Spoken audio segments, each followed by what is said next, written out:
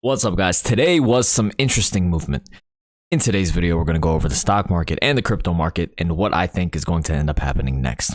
All right, so without further ado, let's get started with the video. So number one, it's probably best not to hold many huge positions with shorter time frames before 2 p.m. because that's when the FOMC minutes come out. So 2 p.m. tomorrow, markets will most likely be very, very volatile. There will be a huge move either up or down. All right, so usually it's much safer not to hold anything huge right before 2 p.m.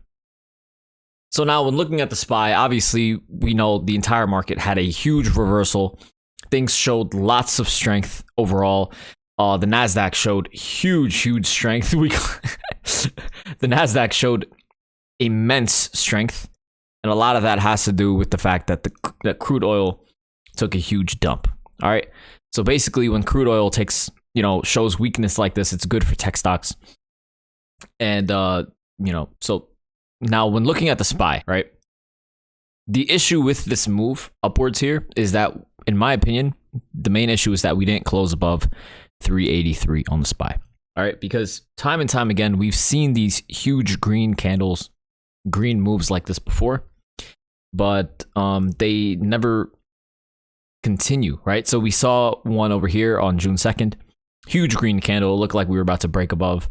We closed above levels of resistance. It looks like we were about to go on higher, right? Over here on May 4th as well, we can see that the SPY did not. A huge green candle, very similar to what we see today, right?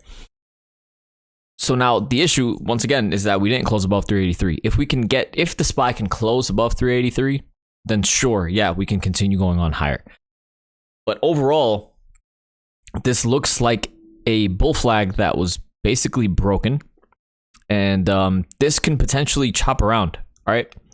This, I understand, was a very, very strong bullish move. But the market can chop around. So if you even look at back here during May, huge green day, big red day right afterward.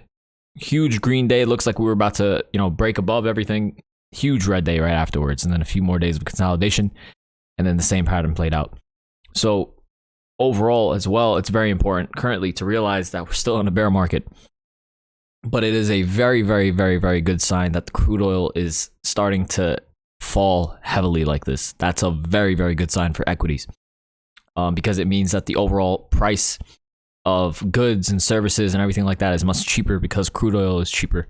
So that is a big reason why the stock market had a good green day so far. All right. So what I want to see is a close above 383 on the SPY. If we can't do that on the daily, then we should continue to see newer lows. And overall, if we can show more strength and any of these huge green days, in my opinion, are good long-term shorting opportunities where you can scale into longer-term puts. But of course, intraday, we remain scalpers and day traders, and that's going very, very well. And what's also interesting is that the dollar did really well. We saw gold do completely garbage. You can see that it had a very, very bad day today. And now also when taking a look at the VIX was basically held captive. They're not trying to lower it too much. They're just trying to maintain the volatility. They just want to control it. They don't want it to get out of hand. So a lot of these dynamics are very, very interesting in the market at the moment.